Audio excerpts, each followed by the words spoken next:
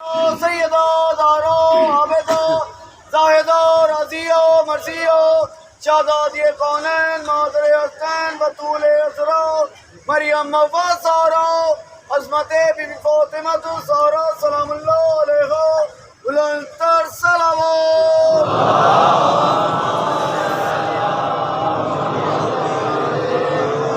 أعوذ بالله السميع العليم من الشيطان اللعين الرجيم.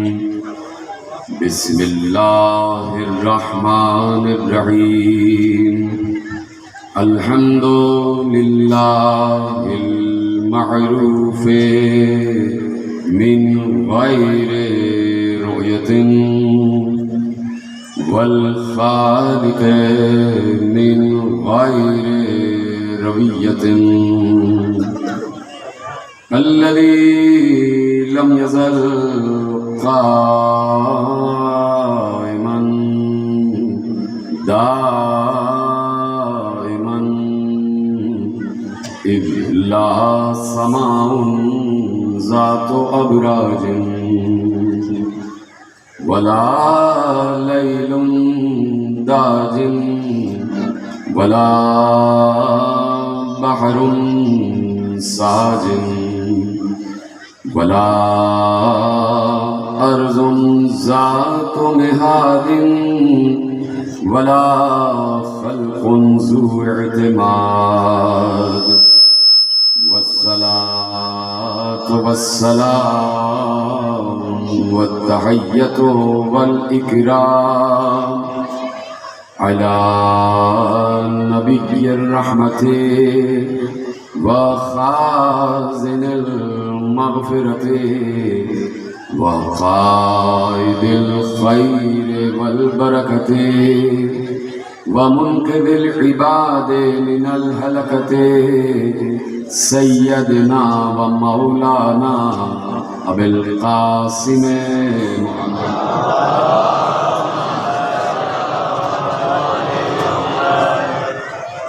وأهل بيته الطيبين الطاهرين المعصومين المظلومين المنتخبين المنتجبين الذين أذهب الله عنهم الرجس وطهرهم تطهيرا.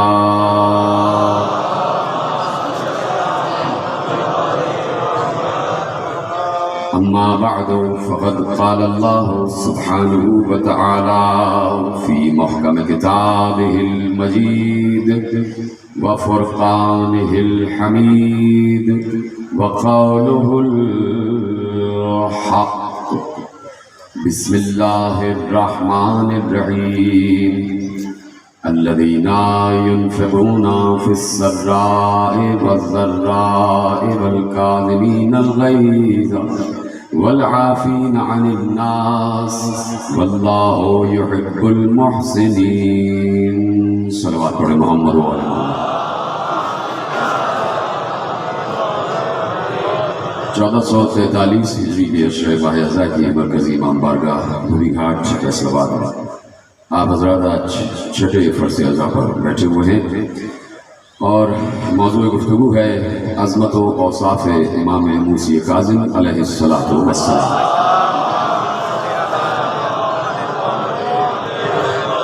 پروردگار عالم نے ہمیں یہ توفیق بخشی کہ اس نے ہمیں فکر و عقیدہ و نظریے کی اور شعور و تدبر کی اس منزل پر بلند فرمایا ہے کہ اس نے ہمیں اس وقت یہ ذمہ داری سونپی ہوئی ہے کہ وہ اپنے حبیب کے ساتویں محبوب کے تذکرے کے لیے اس نے ہمیں منتخب کیا.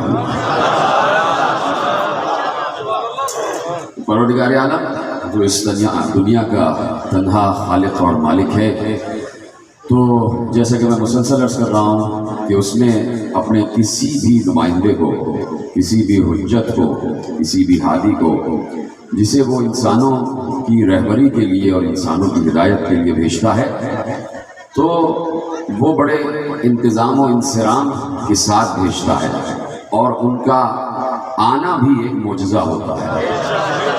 ان کا آنا بھی ایک معجزہ ہوتا ہے. یعنی ان کے آنے ہی سے، ان کے آنے کے، دنیا میں آنے کے قرینے ہی سے معلوم ہو جاتا ہے کہ یہ یہاں کے نہیں ہیں. یعنی اس طریقے سے اگر دیکھا جائے تو حضرت آمنہ سلام اللہ علیہا سے لے کر اور ہر معصومین تک، جب بھی آپ کسی معصوم کی والدہ ماجدہ اور والدہ طاہرہ اور والدہ طیبہ اور تقدیس مآب والدہ کے بیان کو آپ سنیں گے تو تقریباً نہیں بلکہ بالکل بات یہ ہے کہ ہر معصومین نے بشمول خاتم الانبیاء کے، میں صرف ایک بیان آپ کے حوالے کر دیتا ہوں، اس پر آپ سب کو منطبق کرتے چلے جائیے کہ جس وقت جناب ختمی مرتبہ احمد مصطفیٰ محمد مصطفیٰ صلی اللہ علیہ وآلہ وسلم اس دنیا میں تشریف لائے اور حضرت آمنہ سلام اللہ علیہا کو اللہ نے ان کا ظرف نور قرار دیا، تو اب جناب آمنہ کا بیان خود پیغمبر کے نور ہونے کی طرف اشارہ کرتا ہے. ارشاد فرماتی ہے کہ جس وقت آثار ولادت ظاہر ہوئے، تو جب کوئی معصوم کی ماں یہ کہہ دے کہ جس وقت آثار ولادت ظاہر ہوئے، تو وہ ویسے آثار ولادت نہیں ہوتے جیسے ایک عام ماں کے ہوتے ہیں. سلامت رہے، سلامت رہے. دیکھیے میں ادباً بڑے ادب کے ساتھ، کیونکہ امہات المعصومین کا تذکرہ ہے، اس لیے بڑے ادب کے ساتھ گفتگو کروں گا اور آپ کو سمجھنا ہے اشاروں میں، اس لیے کہ جب رسول کی ماں عام ماں کی طرح نہیں ہو سکتی تو رسول کسی عام اللہ کی طرح کیسے ہو سکتا؟ تو اب جناب آمنہ سلام اللہ علیہ ارشاد فرماتی ہیں، جو میں نے ابھی ایک جملہ عرض کیا کہ ان کا آنا عام بچوں کی طرح آنا نہیں ہے. فرماتی ہے کہ جب آثار ولادت ظاہر ہوئے، تو یہ آثار ولادت ظاہر ہونا کیسا ہے؟ ابھی میں نے کہا کہ عام بچوں کا آنا اور ان کا آنا بالکل الگ ہے. تو جس وقت، اب میں کیا عرض کروں کہ ظاہر سی بات ہے جب اتنا علم نہ ہو تو مثال بھی چھوٹی ہی سی دی جاتی ہے. آپ مجھ سے زیادہ علم رکھتے ہیں، آپ کے پاس بڑی مثال ہوگی. میں سامنے کی مثال دے دوں، سب دیکھ رہے ہیں کہ یہاں پر کتنے ہی بلب روشن ہیں. تو یہ بلب روشن ہے، جب بٹن بند کر دیتے ہیں آپ تو بلب بند ہو جاتا ہے، روشنی دینا بند کر دیتا ہے. اور جس وقت اس میں کرنٹ دوڑتا ہے تو روشنی باہر آ جاتی ہے، روشنی باہر آ جاتی ہے. اب اس روشنی کے باہر آنے کا طریقہ بالکل الگ ہے، اس لیے کہ یہ نور باہر آ رہا ہے.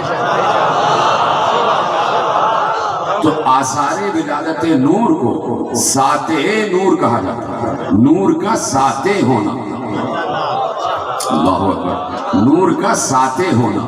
مثلا میں آپ سے ایک سوال پوچھوں کہ میں نے دوسری تقریر میں عرض کیا تھا، یہ پیغمبر نے اصحاب کو مخاطب کر کے کہا کہ اللہ نے جو سب سے پہلے جس چیز کو خلق کیا ہے وہ تمہارے نبی کا نور ہے. آپ سنیے گا، اس میں جملہ کیا تھا کہ علامہ جلال الدین سیوطی نے جملہ محفوظ کیا تھا کہ اللہ نے تمہارے نبی کے نور کو اپنے نور سے خلق کیا. تو رسول کا نور اللہ کے نور سے ساطع ہوا ہے. اب جیسے وہاں سے باہر آیا ہے تو یہاں ساطع نور کہا جاتا ہے. یہاں معصومین کا آنا ویسے ہی ہے جیسے پہلو آدم میں حضرت حوا کا آنا. دیکھیے حضرت حوا کی پوری تقریر میں کر چکا، وہ آپ دیکھ لیجئے گا کہ حضرت حوا ان کا کوئی پتلا نہیں بنا. کہیں نہیں ملتا کہ ان کا بھی پتلا بنایا گیا اور اس میں روح پھونکی گئی ہو. جب حضرت آدم نے تنہائی محسوس کی اور ایک بار غنودگی کے عالم میں چلے گئے، سو گئے، تو اس سونے ہی کے عالم میں پروردگار عالم نے جناب آدم کے دائیں پہلو میں حضرت حوا کو رکھ دیا، حضرت حوا کو رکھ دیا. اور جب جناب آدم نیند سے جاگے تو اب پہلو میں جناب حوا کو دیکھ کر خوش ہو گئے کہ کوئی میرا مونس آ گیا، کوئی میرا ہمدم آ گیا، کوئی مجھ جیسا ہی آ گیا. اب وہ جناب حوا سے کہہ سکتے تھے کہ تم مجھ جیسی اور میں تم جیسا.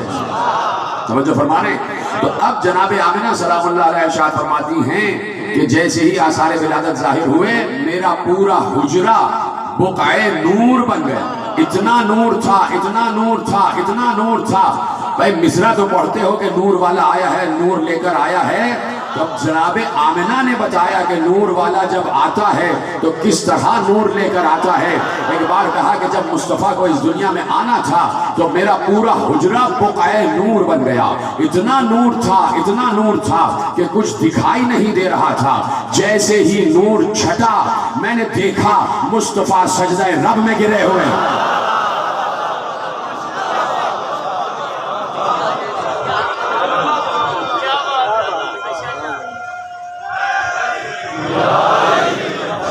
سمجھو فرمائی نا آپ نے. تو جب ان کا دنیا میں آنا ہی مختلف ہے تو رہنا بھی مختلف ہے، زندگی گزارنا بھی مختلف ہے. اس حوالے سے مختلف نہیں کہ یہ کوئی ملک کی طرح زندگی گزار رہے تھے انسانوں کی طرح، اور ضروری تھا کہ انسانوں کی طرح زندگی گزارے. کیوں؟ اصل تو نور ہے. مصطفیٰ کی اصل کیا ہے؟ نور. اور میں بتا چکا کہ اللہ کے نور سے مجھے خلق کیا گیا ہے. تو اصل مصطفیٰ ہے نور. اصل اگر اپنی اصل میں آ جاتے یعنی نوری شکل میں آ جاتے تو کیا مسئلہ ہو جاتا؟ سوال قائم کیا کہ اگر اپنی اصل حیت نور میں آ جاتے، جو ان کی اصل حیت ہے، جو ان کی اصل ذات ہے کہ نور ہے ان کی ذات، تو اگر اس اصلی حیت نور میں آ جاتے تو مسئلہ کیا ہوتا؟ انسانوں کے لیے کیا مسئلہ ہوتا؟ جواب دوں اگر آپ کی اجازت ہو. اتنے ذہین لوگ بیٹھے ہیں کہ میرا اشارہ ہی سمجھ جائیں گے. دیکھیے قرآن میں آیت ہے کہ اللہ نور السماوات والارض. اللہ آسمان اور زمین کا نور ہے. سورہ نور میں کہہ دیا اللہ آسمان اور زمین کا نور ہے، یعنی اللہ نور ہے. اللہ نور ہے نا؟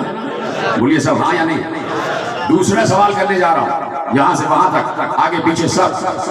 سوال سب سے یہ ہے کہ کیا اللہ اس وقت یہاں موجود ہے؟ آواز نہیں آئی. سب کے ساتھ موجود ہے. میری آواز بھی سن رہا ہے، آپ سب کے ساتھ ہے نا؟ تیسری بار کہہ دیجئے ہے. تو ہمیں نظر کیوں نہیں آ رہا؟ ہمیں نظر کیوں نہیں آ رہا؟ اس لیے نظر نہیں آ رہا کہ نور ہے. اس لیے نظر نہیں آ رہا کہ اپنی اصلی حیت نور میں ہے. اپنی اصلی حیت نور میں ہے، اس لیے نظر نہیں آ رہا. جب اصلی حیت نور میں ہوگا تو تقاضائے اصل حیت نور یہ ہے کہ وہ نظر نہ آئے. جب تک کسی چیز میں ڈھل نہ جائے، کسی چیز میں اپنے آپ کو حلول نہ کر لے. اللہ حلول نہیں کرتا، اللہ کسی چیز میں ڈھلتا نہیں ہے، اللہ کہیں پر داخل نہیں ہوتا. یہ اس کا اسٹیٹس نہیں ہے کہ وہ خالق ہوتے ہوئے کسی مخلوق کے جثے میں داخل ہو جائے. لیکن اگر ہم اللہ کو دیکھنا چاہیں گے تو ہم ہاتھ جوڑ کر کہیں گے پروردگار ظاہر ہو جا. اللہ کہے گا میں کہیں ظاہر نہیں ہو سکتا، میں اپنی اصلی حیت نور میں ہوں. تو پروردگار یہ مصطفیٰ مرتضیٰ بھی تو نور ہیں. کہا اس لیے ان کو لباس بشر پہنایا کہ لباس بشر پہنانا ان کی مجبوری نہیں، تمہاری تھی. اگر اصلی حیت میں آ جاتے تو جیسے میں دکھائی نہیں دے رہا ویسے یہ بھی دکھائی.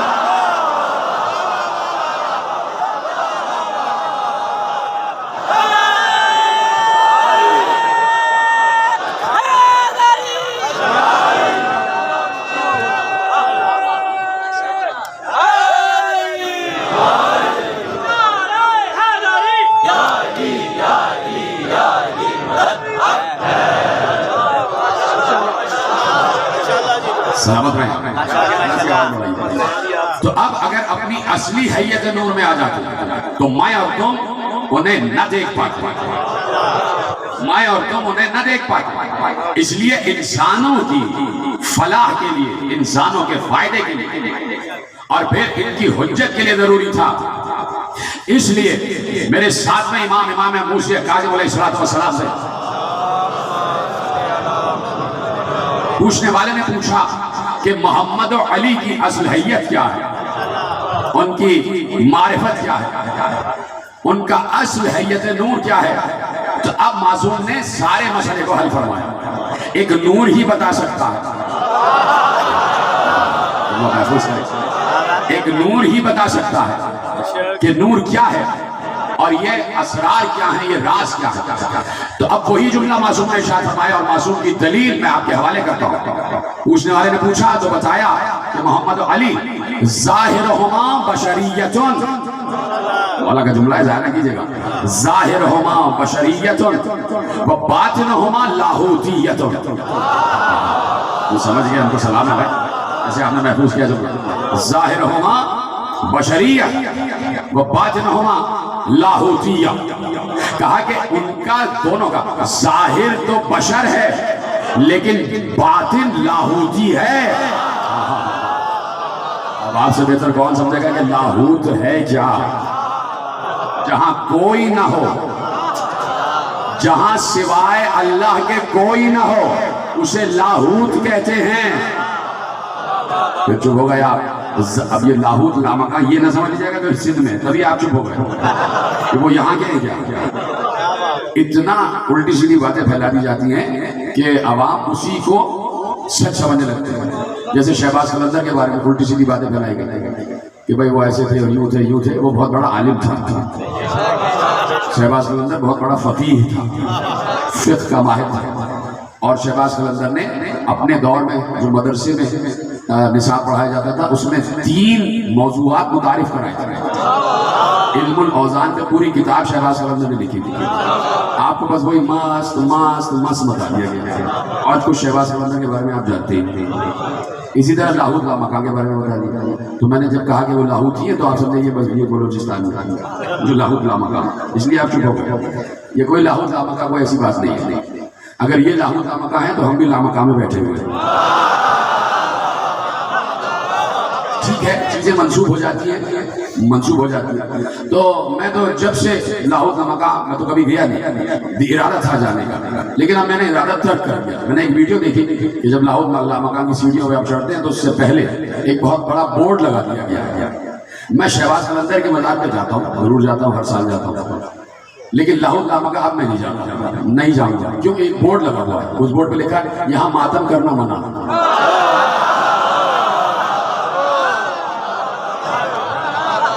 تو ماتم تو آیا ہی لاہوت سے.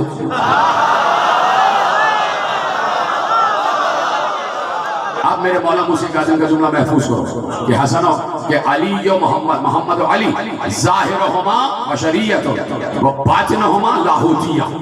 ان کا ظاہر انسانوں جیسا ہے. تو جملے 2 اس لیے کہہ دیے اور پہلا جملہ کہہ کے رکے اور رکنے کے بعد دوسرا جملہ کہا. پہلا جملہ کہا ظاہرہما بشریہ، ان کا ظاہر بشری ہے. رکے اس لیے کہ فوراً کہہ دیا کہ اگر میں نے کہہ دیا کہ ان کا ظاہر بشری ہے تو انہیں اپنے جیسا نہ سمجھ لینا، ان کا باطن لاہوتی ہے. ان کی اصل، ان کا باطن، ان کی روح لاہوتی ہے. لاہوتی جہاں پر سوائے اللہ کے کوئی اور نہ ہو، اور اگر ہیں تو یہ 2 ہیں. کیا پریشانی ہو گئی آپ کو؟ بھائی یہ قاب قوسین لاہوت ہے. فوراً ہی سمجھ جا کرے گا، دلیل دینا کیا ضروری ہوتا ہے. قاب قوسین لاہوت ہے. وہ ہے قاب قوسین لاہوت لامکان. قاب قوسین نہ مکان ہے نہ زمان ہے. چپ ہو رہا ہے یہاں، مجھے بہت تیزی سے آگے بڑھنا ہے. آج کئی مراحل طے کرتے ہوئے بڑھنا ہے، لیکن ساتھ ساتھ دیں آپ، میری مجبوری ہے کہ جب مطلب چپ ہوتا ہے تو مجھے رکنا پڑتا ہے وہاں پر. قاب قوسین لاہوت لامکان ہے. اور لاہوت لامکان ایسا مکان ہے، اس لیے جبرائیل کو سدرہ پہ روک دیا کہ جبرائیل نہ لاہوتی ہے نہ لامکان ہے. کہ جبرائیل کو سدرۃ المنتہا پہ روک دیا اور اس کے بعد کہا کہ سدرہ سے قاب قوسین تک. جبرائیل تو دور، آدم سے لے کے عیسیٰ تک بھی کوئی نہیں آ سکتا. کوئی نہیں آ سکتا. یہاں پر وہ آ سکتا ہے، یہاں پر وہ آ سکتا ہے جو صفات میں اس جیسا ہو.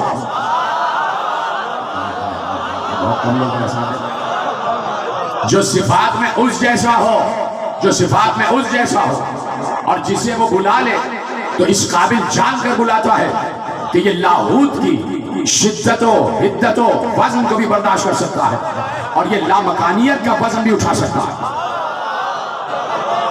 اس لیے بلانے والے نے محبوب کو بلایا، اس لیے بلانے والے نے محبوب کو بلایا، آجا آجا، لامکان تجھے بلا رہا ہے، لامکان تجھے لامکان میں بلا رہا ہے، اور جو ہو ہے تجھے لاہوت میں بلا رہا ہے۔ تو اس قابل ہے کہ تو لامکانی ہو جائے، تو اس قابل ہے کہ تو لاہوتی ہو جائے۔ تو لاہوت میں، لامکان میں پیغمبر کو قاب قوسین پر بلا کر بتایا کہ یہ مقام قاب قوسین لامکان ہے، لاہوت ہے، یہاں ہو ہی ہو ہے، یہاں سوائے میرے کوئی اور نہیں میرے محبوب، یہاں جبرائیل پر نہیں مار سکتا، یہاں بس میں ہوں اور تو ہے، یہاں محب ہے اور محبوب ہے، یہاں عاشق ہے اور معشوق ہے، عاشق ہے اور معشوق ہے، یہاں مصور ہے اور تصویر ہے، یہاں پھول ہے اور خوشبو ہے، یہاں حسن ہے اور حسین ہے، یہاں حسن ہے اور حسین ہے، یہاں عبد ہے اور معبود ہے، یہاں خالق ہے اور مخلوق ہے، یہاں شاہد ہے اور مشہود ہے، یہاں ساجد ہے اور مسجود ہے، یہاں ساجد ہے اور مسجود ہے، یہاں ایک ولی ہے اور ولی ہے، اور تو آجا اس لیے کہ تیسرا علی ہے۔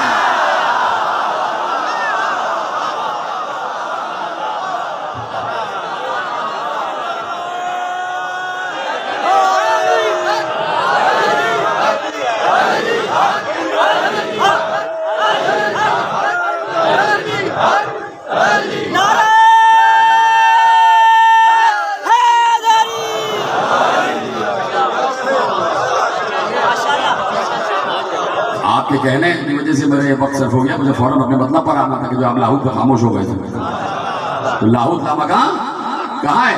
قاب قوسین۔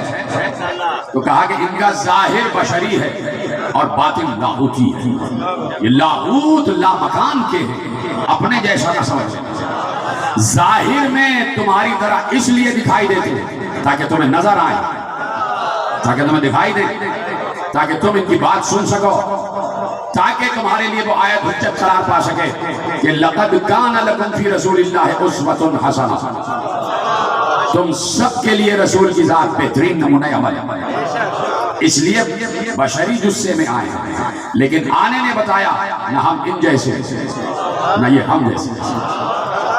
تو اب اللہ نے یقیناً جب جو لاہوتی اور لامکانی ہوتے ہیں تو ان کی صفات بھی لاہوتی اور لامکانی ہوتی ہے۔ اللہ لامکان ہے، اللہ ہو ہے، اللہ کے لیے کوئی جگہ بھی ایسی نہیں ہے کہ کہا جا سکے کہ وہ بہت مجمع میں ہے،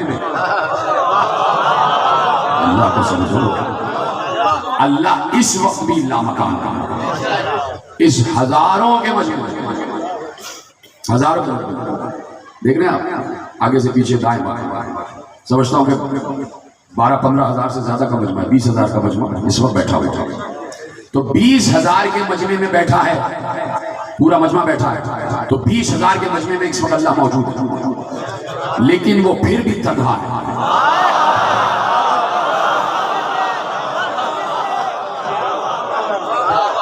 اللہ کو سمجھنا اتنا آسان کام نہیں، وہ پھر بھی ہو کے عالم میں ہے، ہو کے عالم میں، اس لیے کہ اس کے لیے کوئی تغیر نہیں ہے کہ وہ تنہائی سے نکل کے بزم میں آ گیا تو تغیر ہو گیا۔ اگلے سال اگر آپ چپ رہے نا، اگلے سال پورا عشرہ توحید پہ پڑھو، پورا سمجھے اللہ کو کیا کیا۔ میں آپ کو اپنی بات بتاؤں، میرے احباب بھی جانتے ہیں کہ میں اکثر تنہا جب ہوتا ہوں لائبریری میں تو پڑھ رہا ہوتا ہوں، جب بھی بات توحید کیا جاتی ہے تو میرا تقریباً گھنٹوں جو ہیں اسی میں لگ جاتے ہیں کتاب رکھ کے کہ اللہ کیا ہے، اللہ کیا ہے۔ تو کسی نے مجھ سے سوال کیا تھا کہ قبلہ بات یہ ہے کہ لوگ صحیح تو کہتے ہیں کہ وہ علی کے پیکر میں آ گیا اور یہ ہو، میں نے کہا دیکھیے بات یہ ہے کہ وہ ظاہر ہے کہ ڈھال سکتا ہے، ہر کام کر سکتا ہے، اللہ کل شیء قدیر ہے۔ دیکھیے یہ شامیانے کی چھت ہے اور یہ زمین ہے، اس کے درمیان ایک خلا ہے، خالی ہے، یہ خالی آپ کو دکھائی بھی دے رہا ہے، خالی ہے تو چاہیے اگر خالی، حالانکہ یہ بھی ایک مخلوق ہے.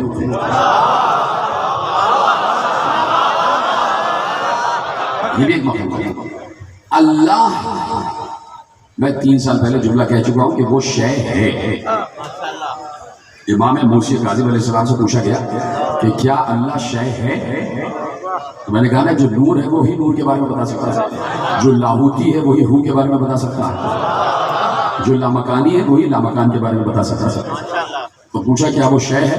امام مرشد کاظم علیہ السلام نے ارشاد فرمایا کہ نعم انہ شیء لیس کالاشیاء، ہاں وہ شے ہے لیکن اشیاء جیسا نہیں ہے. دلیل کیا ہے؟ اگر کسی بیوقوف کو یہ بات سمجھ میں نہ آئی ہو کہ دلیل کیا ہے، دلیل معصوم نے ارشاد فرمائی کہ اس نے کہا لیسا کمثلہ شیء، اس جیسی کوئی شے نہیں. آیت یہاں پر بھی ختم ہو سکتی تھی کہ لیسا کمثلہ، اس کی کوئی مثل نہیں، لیکن شے کا لفظ رکھ کے بتایا وہ شے ہے لیسا کالاشیاء، اشیاء کی طرح نہیں ہے. یعنی اب اشیاء میں جو خصوصیات ہیں وہ وہاں نہیں ہے. شے اس لیے کہا کہ وہ وجود رکھتا ہے. اچھا آپ کہہ رہے ہیں کہ اگلے سال نہ پڑھیے گا یہ والا اشرا، یہ موضوع. شے اس لیے کہا کہ وہ وجود رکھتا ہے. میں نے جواب دیا کہ بات یہ ہے کہ یہ تمام نظریات و عقائد اپنی طرف سے گھڑ لینے کے لیے نہیں ہے کہ وہ آ جاتا تو ان کے پیکر میں اور یہ سب وہ بات کو لوگ ٹھیک کہتے ہیں. میں نے کہا کہ بھائی اللہ ایسا ہی ہے، اس کی صفت یہ ہے کہ وہ نظر نہ آئے. وہ کچھ ایسی نوع ہے جو دکھائی ہی نہیں دیتی. میں نے بالکل سامنے کی بلا تشبیہ مثال دی ہے کہ یہ خلا دکھائی نہیں دیتی، اس کا خاصہ یہ ہے کہ دکھائی نہ دے، تبھی تو خلا. توجہ فرما رہے ہیں؟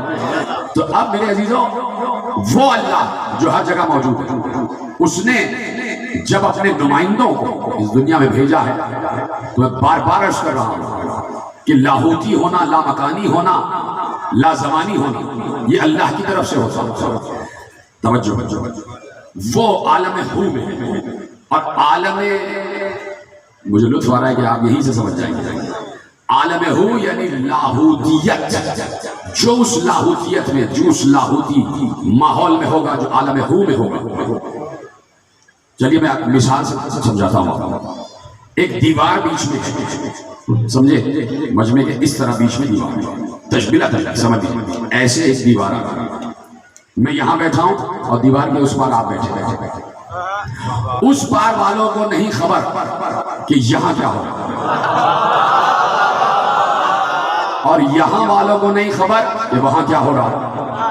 اب آگے بڑھتی ہے بات. دیوار کے اس طرف حال ہے اور اس طرف مستقبل ہے. جیتے رہے آ جائے میرے ساتھ. ایک موٹی سی دیوار ہے، اس کے اس طرف بھی لوگ ہیں، اس طرف بھی لوگ ہیں. وہاں والوں کو یہاں کی خبر نہیں، یہاں والوں کو وہاں کی خبر نہیں.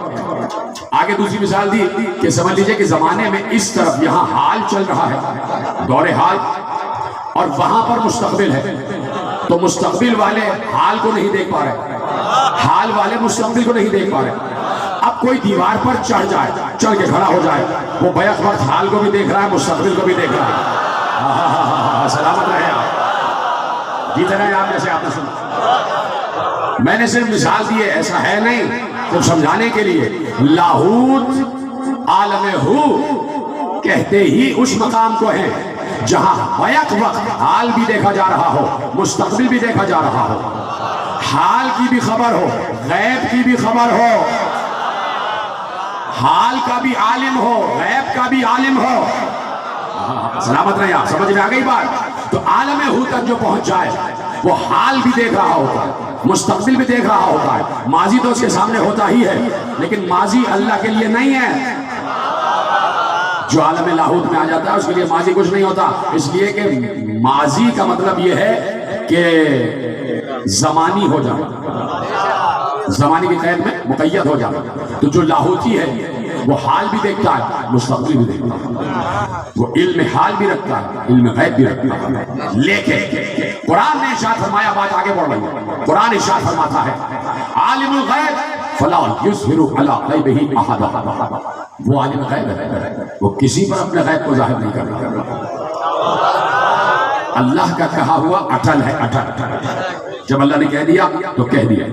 اس نے کہا ہے کہ میں اپنا غیب کسی پر ظاہر نہیں کرتا، لیکن مزاج قرآن یہ ہے کہ جہاں لا ہے وہاں الا ضرور ہے۔ یہ میرا ہی جملہ ہے اور میں بار بار عرض کرتا ہوں، مزاج قرآن یہ ہے کہ جہاں لا ہے وہاں الا ضرور ہے۔ لا الہ الا اللہ، جہاں لا ہے وہاں الا ضرور ہے۔ قل لا اسألکم علیہ اجرا الا المودۃ فی القربى والعصر ان الانسان لفی خسر الا الذین آمنوا وعملوا الصالحات۔ جہاں لا ہے وہاں الا ضرور ہے، جہاں لا ہے وہاں الا ضرور ہے۔ تو یہاں سورہ جن میں ارشاد فرمایا عالم الغیب فلا یظہر علی غیبہ احدا، وہ ہے عالم غیب، اللہ عالم غیب ہے، اور وہ اللہ جو عالم غیب ہے وہ اپنا غیب کسی پر ظاہر نہیں کرتا الا من ارتضی، سوائے اس کے جو مرتضی ہو۔ اور پھر دوسری صفت بیان کی کہ وہ مرتضی ہو کون؟ مرتضی کی صفت بیان کی اللہ من ارتضی من رسول۔ صفت یہ ہو کہ ہر کوئی مرتضی اپنے کو نہ کہہ لے کہ میرا نام میری ماں نے مرتضی رکھ دیا تو میں وہی والا مرتضی ہوں کہ جس کی طرف اللہ نے سورہ جن میں اشارہ کیا ہے۔ اشارہ کرنے کے بعد صفت بیان کر دی، خصوصیت بیان کر دی، اللہ من ارتضی من رسول، وہ مرتضی وہ ہو جو رسول سے ملنیت کی منزل پر ہو، جو ملنیت رسول کی منزل پر ہو۔ اللہ من ارتضی من رسول، تو وہ مرتضی ہو۔ کہا کہ ہم اس پر ظاہر کرتے ہیں جو مرتضی ہو۔ مرتضی صرف مرتضی ہی نہیں ہے، مرتضی مصطفیٰ بھی ہے۔ کہا کہ ہم اپنا علم غیب ظاہر کرتے ہیں اس پر جو رسول سے ملنیت کی منزل پر۔ دوسرا ترجمہ یہ ہے کہ ہم اپنا علم غیب ظاہر کرتے ہیں رسولوں میں سے اس پر جو مرتضی ہے۔ میں یقیناً اپنے علماء کے اقوال کی روشنی میں پہلے ترجمے کو زیادہ صحیح مانتا ہوں، اس لیے کہ اگر یہ کہہ دیا کہ ہم اس پر اپنا علم غیب ظاہر کرتے ہیں جو رسولوں میں مرتضی ہو، تو رسولوں میں تو مصطفیٰ ہیں،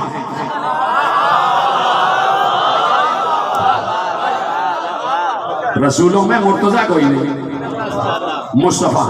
آپ کہیں گے یہاں مرتضی کا لفظ تو معنی کے معنوں میں استعمال ہو رہا ہے، منتخب کے معنوں میں استعمال ہو رہا ہے، تو جب منتخب ہی کے معنوں میں استعمال ہو رہا ہے تو لفظ مصطفیٰ کیوں نہیں استعمال ہو رہا؟ پتہ نہیں کہاں بیٹھے بھائی۔ اس لیے کہ جب انبیاء کے لیے کہا تو کیا کہا؟ ان اللہ اصطفیٰ آدم و نوحا و آل ابراہیم و آل عمران علی العالمین۔ آدم کو مصطفیٰ کہا، نوح کو مصطفیٰ کہا، آل ابراہیم کو مصطفیٰ کہا، آل عمران کو مصطفیٰ کہا، تو سارے انبیاء تو مصطفیٰ ہیں۔ تو اگر کہہ دیا کہ رسولوں میں مرتضی، تو پھر غدیر کا کیا کریں گے؟ نعوذ باللہ، کیا آپ مرتضی کو رسول مانیں گے؟ بھائی مصطفیٰ پر تو نبوت ختم ہو گئی، توجہ فرما رہے ہیں آپ؟ بات آگے بڑھائی جائے۔ اب ارشاد فرمایا اور بڑی صراحت کے ساتھ ارشاد فرمایا کہ ان سے کہہ دیجیے کہ میرے پاس اللہ کے خزانے نہیں ہیں، میرے پاس اللہ کے خزانے نہیں ہیں، ولا اعلم الغیب، اور نہ میں عالم غیب۔ اے نبی ان سے کہہ دیجئے کہ میرے پاس غیب کے، میں نے تم سے یہ نہیں کہا، قل لا اقول لکم عندی خزائن اللہ، ان سے کہہ دیجئے کہ میں نے تم سے یہ نہیں کہا کہ میرے پاس غیب کے خزانے ہیں، ولا اعلم الغیب، اور نہ میں نے یہ کہا ہے کہ میں عالم غیب، ولا اقول لکم انی ملک، نہ میں نے یہ کہا ہے تم سے کہ میں ملک ہوں، فرشتہ ہوں۔ کہا کہ میں تو صرف اس کا اتباع کرتا ہوں جو وحی آ گیا، ان اتبع، میں تو اتباع اس کا کرتا ہوں، الا ما یوحی الی، جو مجھ پر وحی آ گیا، یعنی میرے پاس جو کچھ بھی ہے وہ وحی کے تحت ہے۔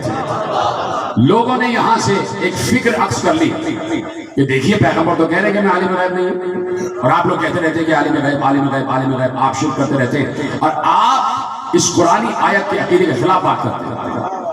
تو اب اس آیت پر غور کرو، اللہ اپنے رسول سے یہ کہلوا رہا ہے کہ آپ یہ کہہ دیجئے کہ میں نے یہ نہیں کہا کہ میرے پاس خزائن خدا ہے، میں نے یہ نہیں کہا کہ میں عالم غیب ہوں، میں نے یہ نہیں کہا کہ میں فرشتہ ہوں، میرے پاس جو کچھ بھی ہے وہ وہی ہے۔ تو پیغمبر بتا رہے ہیں کہ اگر میرے پاس علم غیب نہیں ہے، میں ملک نہیں ہوں، خزائن اللہ نہیں ہوں، تو میں درخت سے یہ کیسے کہہ رہا ہوں کہ اڑتا ہوا آ جا؟ میں چاند کو 2 ٹکڑے کیسے کر رہا ہوں؟ میں سورج کو واپس کیسے پلٹا رہا ہوں؟ تو یہ کہنے کا مطلب یہ ہے کہ جو کچھ بھی ہے، خدا کے لیے جملہ سمجھے گا، پیغمبر یہ بتانا چاہ رہے ہیں کہ جو کچھ بھی میرے پاس علم غیب ہے، علم ہے، ظاہر ہے، باطن ہے، اخلاق ہے، سیرت ہے، کردار ہے، معجزات ہیں، اختیار ہے، اقتدار ہے، تصرف ہے، جو کچھ بھی ہے وہ میرا ذاتی نہیں ہے، اس کا عطا کیا ہوا ہے۔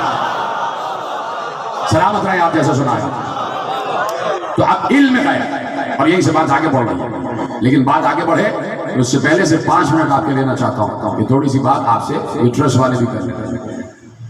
اور کچھ لوگوں نے بار بار میرے احباب بتاتے ہیں کہ انڈیا تک دیکھا جائے والے معاملہ، اس سے بھی بہتر طریقے سے صلوات پڑھے محمد والے محمد، صلی اللہ محمد محمد۔ توجہ ہے، بات شروع کی جائے۔ سلامت رہیں، آپ سب کے سب سلامت رہیں، خدا آپ کے چہروں کو، آپ کے وجود کو نظر بد سے محفوظ فرمائے، اور جہاں جہاں لوگ اس وقت بیٹھے ہوئے تقاریر سن رہے ہیں، مجلس اعزا میں شریک ہیں، جس طریقے سے بھی شریک ہیں، پروردگار ان سب کے گھروں کو اپنی رحمتوں برکتوں کے سائے میں لے، آسمانوں سے ہم سب پر اپنے رزق کے دروازے کھول دے۔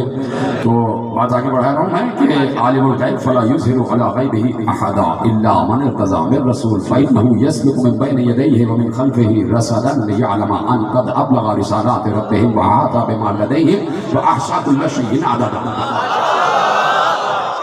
کہا کہ ہم اس پر اپنا غیب ظاہر کرتے ہیں کہ جسے ہم چن لیتے ہیں، جسے ہم مرتضیٰ قرار دیتے ہیں، اور وہ مرتضیٰ وہ ہو کہ جو رسول سے منیت کی منزل پر ہو، رسول سے منیت کی منزل پر ہو، رسول سے منیت کی منزل پر ہو۔ رسول سے منیت کی منزل کا مطلب یہ ہے کہ ایک بار پیغمبر نے جو آیتیں ارشاد فرمائی، سورہ فاطر کی آیتیں مسلسل پڑھ رہا ہوں کہ اللہ نے رسول سے منیت کی منزل کا اظہار کیا اور کہا کہ ثم اورثنا الکتاب الذین اصطفینا من عبادنا، ہم نے اپنی کتاب کا وارث ایک مصطفیٰ نہیں، اس مصطفیٰ جیسے کئی مصطفیٰوں کو بنایا۔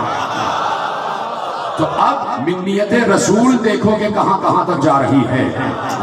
پہلی منزل تو یہی ہے کہ کوئی سورہ برات لے کر چلا تو ایک بار جبرائیل پیغمبر پر نازل ہوئے اور کہا یا رسول اللہ، اللہ کہتا ہے کہ یہ سورہ یا تو آپ خود لے کے جائیں یا وہ جائے جو آپ سے منیت کی منزل پر۔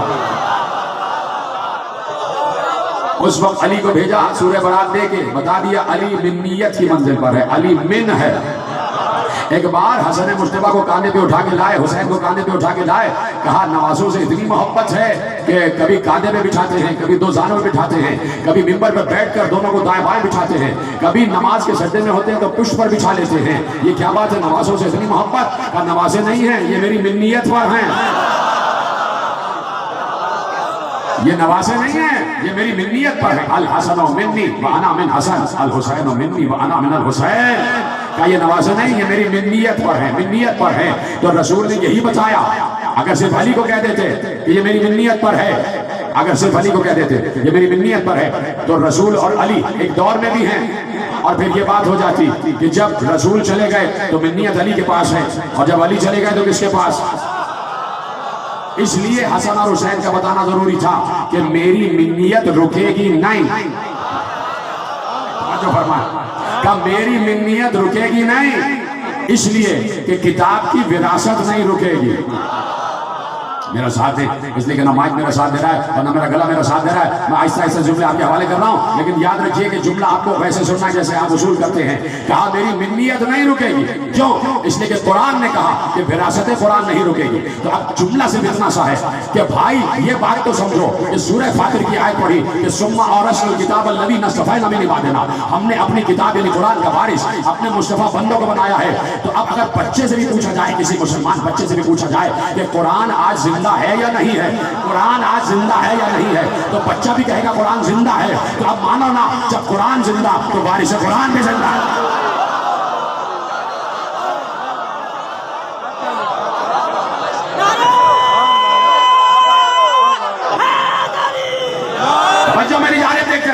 جب قرآن زندہ تو وراثت قرآن بھی زندہ. تو اب وارث قرآن پیغمبر اپنے دور میں وارث، بعد پیغمبر علی وارث، بعد علی حسن وارث، بعد حسن حسین وارث، بعد حسین علی وارث، بعد علی محمد وارث، بعد محمد جعفر وارث، بعد جعفر موسیٰ وارث. موسیٰ کاظم وارث قرآن ہے، موسیٰ کاظم وارث قرآن ہے. تو اب اگر موسیٰ کاظم، اگر نہیں یقین ہے موسیٰ کاظم وارث قرآن ہے، اپنی جگہ 7واں وارث قرآن ہے. 7واں محمد ہے، 7واں مصطفیٰ ہے، 7واں مرتضیٰ ہے، مرتضیٰ کا بیٹا ہے، حسین کا بیٹا ہے. تو اب قرآن کہہ رہا ہے عالم الغیب فلا یظہر علی غیبہ احدا. آج یہ آیت زندہ ہے یا نہیں؟ آج آیت زندہ ہے نہیں؟ بولیے ہاں زندہ ہے نا آیت. آج بھی آیت زندہ ہے، آیت منسوخ نہیں ہو رہی. دور رسول میں آیت آئی تو کہا عالم الغیب فلا یظہر علی غیبہ احدا الا من ارتضی من رسول. وہ عالم غیب ہے، وہ اپنا غیب کسی پر ظاہر نہیں کرتا سوائے مرتضیٰ کے. تو اس دور کا مرتضیٰ رسول. چلیے آپ کی بات مان لیتے. جب علی آئے تو پھر آیت یوں ہی گونج رہی تھی الا من ارتضی من رسول. ہم اپنا غیب کسی پر ظاہر نہیں کرتے. اب تو وہی آ گیا جو مرتضیٰ ہے. علی چلے گئے، حسن آئے، پھر آیت نے کہا عالم الغیب فلا یظہر علی غیبہ احدا الا من ارتضی من رسول. تو قرآن کی آیت نے کہا آج قرآن زندہ ہے تو آج کا مرتضیٰ حسن ہے. تو ہم نے علم غیب حسن کے حوالے کر دیا. جملہ جوڑتے جائے نا. حسن کے دور میں علم غیب قرآن نے کہا حسن کے پاس ہے. حسین کے دور میں قرآن نے کہا حسین کے پاس علم غیب ہے. علی زین العابدین کے دور میں قرآن نے کہا علی بن حسین کے پاس علم غیب ہے. محمد باقر کے دور میں قرآن نے کہا یہ ہے مرتضیٰ. جعفر صادق کے دور میں قرآن نے کہا جعفر ہے مرتضیٰ.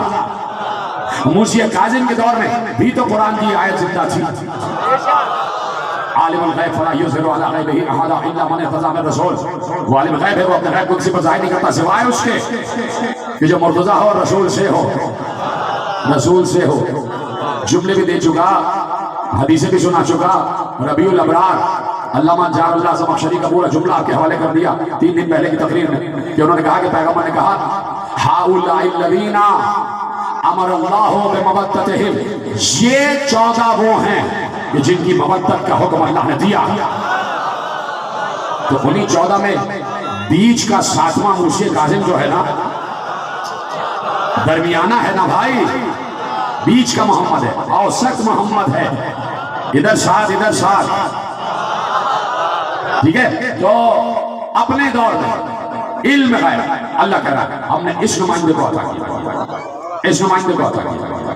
تو اب اس نمائندے کو ثابت کرنا ہے کہ میں ہی عیسائیت کا مصداق، میں ہی عیسائیت کا مصداق. روایت میں لکھا سفر حج، اور آپ کے حوالے ایک منظر سفر حج. سفر حج لوگ جا رہے ہیں. ایسے میں ایک شخص جو بلخ کا رہنے والا ہے، نام ہے اس کا شقیق، شین قاف یہ قاف، شقیق بلخی. وہ بھی ساتھ ساتھ وہ کہتا ہے سفر حج میں قافلے کے ساتھ ہمارا قافلہ مقام قادسیہ پر رکا اور لوگ خوبصورت خیمے سجائے رک گئے آرام کرنے کے لیے. اسی طرح منزلیں لے کے آگے جاتے کہتا ہے میں اپنی سواری سے اترا اور لوگوں کے خوبصورت خیموں اور چھولداریوں کو دیکھ رہا تھا کہ کتنے خوبصورت خیمے لگے ہوئے ہیں اور لوگ یہاں تیاریاں کر رہے ہیں. ایسے میں نے ان خیموں سے الگ ایک مسلح دیکھا جس پہ ایک خوبصورت نوجوان بیٹھا ہوا ہے. اس کا حسین جسم ہے، لاغر ہے، پیشانی کشادہ ہے، زلفیں اس کی بل کھائی ہوئی ہیں. اس کے ماتھے پر جو سجدے کا نشان ہے وہ ستارے کی طرح چمک رہا ہے. اس کے روشن رخسار ہے. اس نے اپنے لباس پر ایک معمولی اون کی چادر اوڑھی ہوئی ہے. اس کے سر پر شملے دار عمامہ ہے. اس کے سر پر شملے دار عمامہ ہے. وہ مصلی پہ بیٹھا ہوا ہے اور تسبیح اور عبادت میں اور نماز میں مصروف. میں نے کہا یہ کوئی صوفی ہے جو اپنے آپ کو بڑا ظاہر کرنا چاہتا ہے اور ان اہل قافلہ سے خدمت دینا چاہتا ہے، اس لیے کہ سب تو اپنا اپنا کام کر رہے ہیں، یہ یہاں بیٹھا مسلم۔ تو شقیق بلخی کہتا ہے میں نے دل میں سوچا کہ یہ کوئی صوفی ہے اور یہ لوگوں سے اہل قافلہ سے اپنی خدمت اپنا اثر ظاہر کر کے اپنی خدمت لینے کے لیے یہاں بیٹھا ہوا۔ اس نے کہا کہ میں اس کے پاس جاتا ہوں اور اس کو تنبیہ کرتا ہوں کہ یہ لوگ حج کے لیے اللہ کے مہمان ہیں، ان سے اس طریقے سے اپنی خدمت نہیں لینا اور اپنی پرہیزگاری اور تقویٰ ان پہ ظاہر کرنے کی کوشش نہ کرنا۔ ابھی وہ کہتا ہے کہ میں پہنچا اس خوبصورت جوان کے مسلح کے قریب، وہ بالکل آخری نماز اس کی تمام ہو رہی تھی۔ جیسے ہی نماز تمام ہوئی، اس سے پہلے کہ میں کچھ بولتا ہوں، اس نوجوان نے سورہ حجرات کی آیت پڑھی اور آیت کی ابتدا میرا نام لکھے تھی۔ سورہ حجرات کی آیت پڑھی، یا شقیق اجتنبوا کثیرا من الظن ان بعض الظن اسم۔ سورہ حجرات کی آیت پڑھی، اے شقیق زیادہ بدگمانی سے بچو، اس لیے کہ بدگمانی کرنا گناہ ہے۔ جیسے آپ نے سنا اسی طرح سنتے جائے گا، بلکہ اس سے بھی زیادہ جیسے آپ سن رہے ہیں۔ لوگ آپ پر فخر کر رہے ہیں پورے پاکستان سے، میرے پاس کمنٹس آتے ہیں کہ کیا سماجتے ہیں، صبح 7:30 بجے ایسا جیتا جاگتا مجمع بیٹھا ہے اور تقریباً 20,000 کا مجمع یہاں سے وہاں تک بیٹھا ہے، خدا آپ کو نظر بد سے محفوظ فرمائے۔ کہا کہ زن سے بچو، گمان سے بچو۔ وہ کہتا ہے کہ میں لرز گیا کہ اس جوان نے تو میرے دل کی بات کی تھی، میرے دل میں جو نیت تھی وہ اس کو کیسے پتہ چل۔ کہتا ہے کہ میں ابھی اسی پریشانی اسی حیرت میں تھا کہ وہ جوان اٹھا مصلی لپیٹا اور چلا گیا۔ اتنی دیر میں قافلہ بھی لپٹ چکا تھا، قافلہ آگے بڑھ گیا۔ ہم ایک اور مقام پر مقام خبر پر جا کر رکے اور میں اس جوان کو تلاش کرنے لگا کہ میں اس سے ملوں، یہ اس سے معذرت کروں، اس سے معافی چاہوں کہ میں نے تمہارے بارے میں غلط سوچا، میں اس سے عفو درگزر کی درخواست کرتا ہوں۔ میں نے دیکھا دور پہاڑی پر ایک اونچی سی چٹان ہے، مجھے اچانک وہ جوان وہی نظر آیا اور وہیں ویسے ہی مسلح بچھا کے بیٹھا ہوا تھا۔ میں آگے بڑھا، اس سے پہلے کہ میں اس سے معافی مانگتا، اس نے پھر قرآن کی سورہ توبہ کی آیت پڑھی۔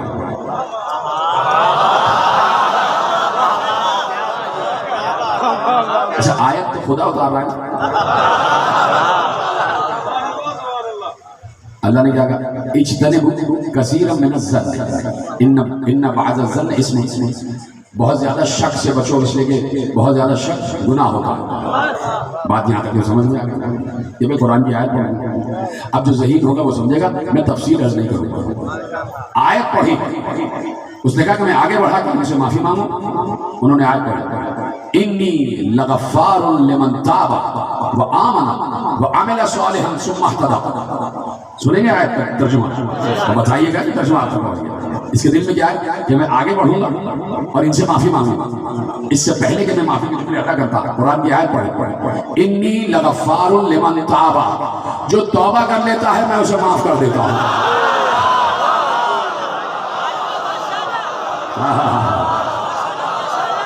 یہ آپ سلامت رکھیں اور آپ کی سماعتوں کو نظر بد سے محفوظ کرنا۔ انی لغفار لمن تاب وآمن وعمل صالحا ثم اهتدى، جو توبہ کر لیتا ہے میں اسے معاف کر دیتا ہوں۔ پھر اس کے بعد وہ ایمان لائے، عمل صالح کرے اور ہدایت پا جائے۔ انی لغفار لمن تاب۔ کیا بات ہے، میرے دو احباب میرا ساتھ دے دیا، یہی کافی ہے، ٹھیک ہے؟ آپ بھی سمجھ گئے لیکن بتا نہیں رہے۔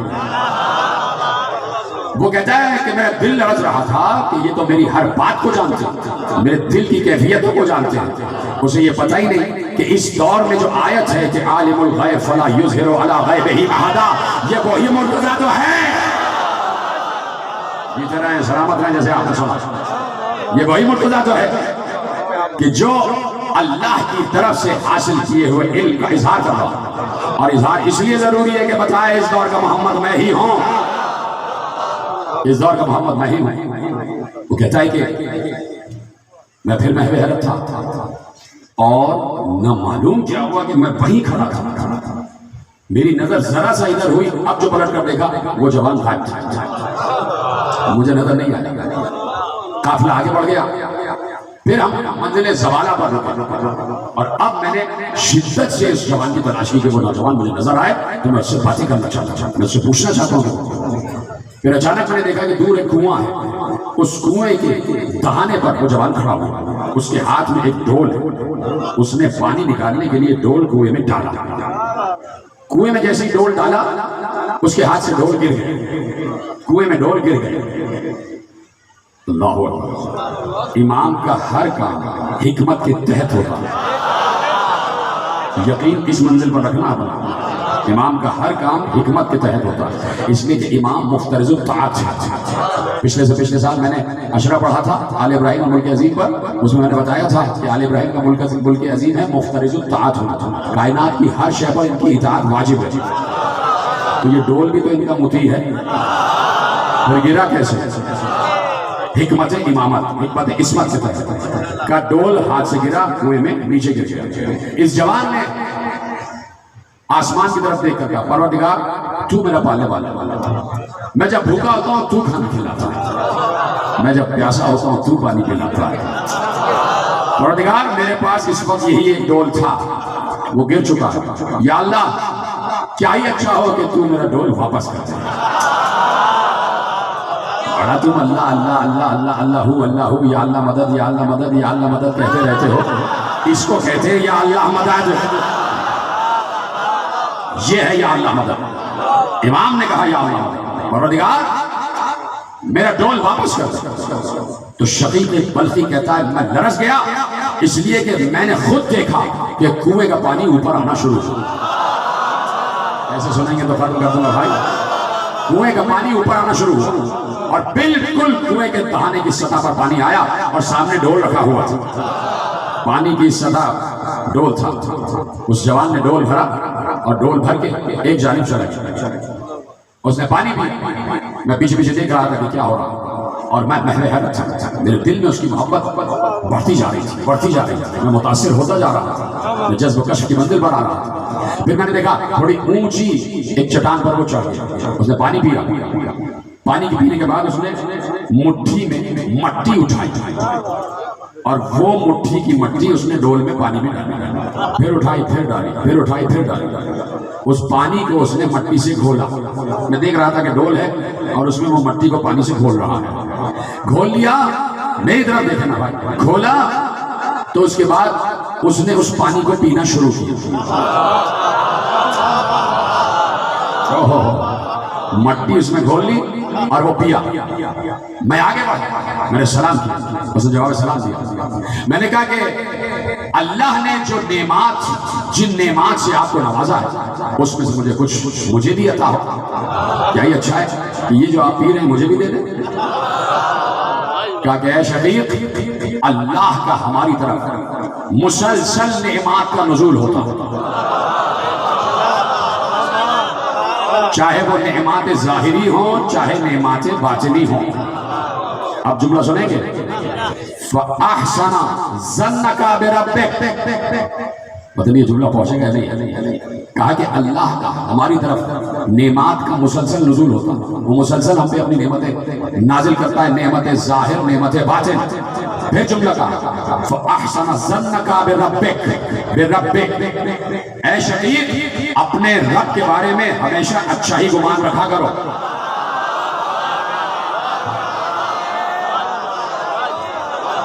پتہ نہیں سب نے جملہ سمجھا یا نہیں سمجھا، فَأَحْسَنَ ظَنَّكَ بِرَبِّكَ، اپنے رب کے بارے میں ہمیشہ اچھا گمان رکھا کرو۔ اس کا اچھا گمان تو تھا تبھی تو حج پہ جا رہا تھا، پھر یہ کس رب کا تذکرہ ہو رہا ہے؟ جو سمجھ گئے تو سلام۔ فَأَحْسَنَ ظَنَّكَ بِرَبِّكَ، اپنے رب کے بارے میں ہمیشہ احسن گمان رکھا کرو، اچھا گمان رکھا کرو۔ میرے آگے ڈول بڑھا دیا، لو پیو، کہا اب جو میں نے پیا تو ایسا بہترین شیریں میٹھا ستو تھا،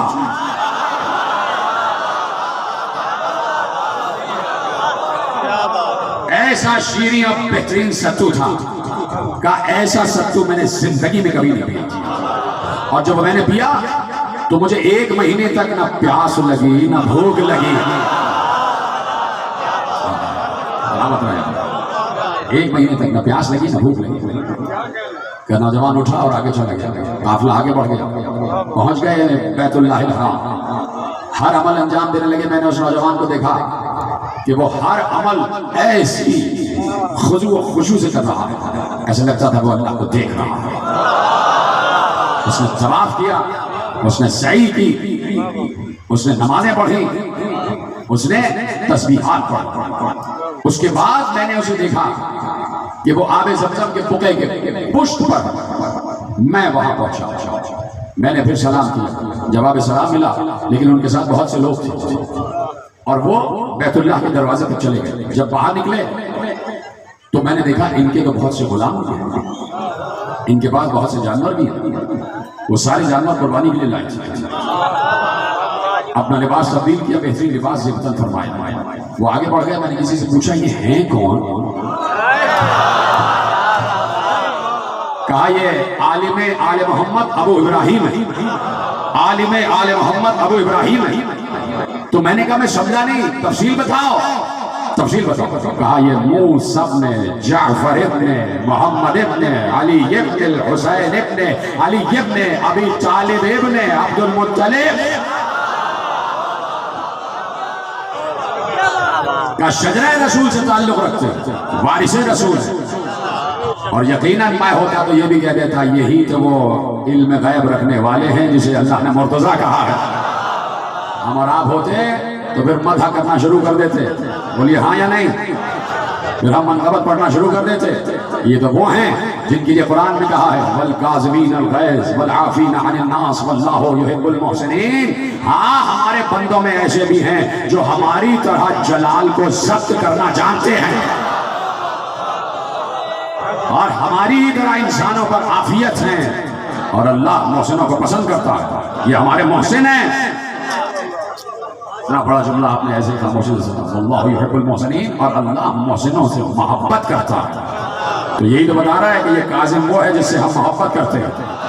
یہ کاظم وہ ہے جس سے ہم محبت کرتے ہیں. ختم ہو گئی بات. میں کیا کروں گا، جلدی سے وقت گزر جاتا ہے. کہ یہ کاظم بھی وہ ہے جس سے ہم محبت کرتے ہیں. توجہ فرما رہے نہیں فرما رہے؟ ایک حدیث قدسی میرے ذہن میں آ گئی، وقت ہے نا آپ کے پاس. یہ کاظم بھی وہ ہے جس سے ہم محبت کرتے ہیں. تو اب اللہ نے حدیث قدسی میں ارشاد فرمایا، حدیث قدسی بھی اللہ کی طرف سے نازل ہوتی ہے کہ پیغمبر ان سے کہہ دو، ان سے کہہ دو. حضرت ابو ہریرہ سے بھی روایت ہے اور حضرت ابو بشیر سے بھی روایت ہے کہ ائمہ نے ارشاد فرمایا، ائمہ نے ارشاد فرمایا. وہاں رسول سے یہ حدیث ملتی ہے جا کے کہ رسول نے کہا، اور اس کے بعد ہر امام نے کہا، ہر امام نے کہا لا یزال عبد یتقرب الی بالنوافل حتی احبه فاكون انا سمعه الذي يسمع به وبصره الذي يبصر به ولسانه الذي ينطق به وقلبه الذي يعقل به. ختم ہو گئی بات. اللہ کہتا ہے کہ جب میرا بندہ تنہائی کی عبادتوں میں، تنہائی کی عبادتوں کی سرگوشیوں کے ذریعے میرے قریب آ جاتا ہے تو میں اس سے محبت کرتا ہوں. تھک گئے شہزاد؟ جب تنہائی کی عبادتوں کے نوافل کے ذریعے جب میرا بندہ میرے قریب آ جاتا ہے تو میں اس سے محبت کرتا ہوں. اللہ کیا کہہ رہا ہے کہ میں محسنوں سے محبت کرتا ہوں. جس سے اللہ محبت کرے اسے دیتا کیا ہے؟ تو اللہ کہہ رہا ہے یہ موسی کاظم بھی میرا محسن ہے تو اب میں اس سے بھی محبت کرتا ہوں. اور حدیث قدسی کیا کہہ رہی ہے؟ جب میں اپنے بندے سے محبت کرتا ہوں تو میں اس کی دیکھنے والی آنکھ بن جاتا ہوں، سننے والا کان بن جاتا ہوں.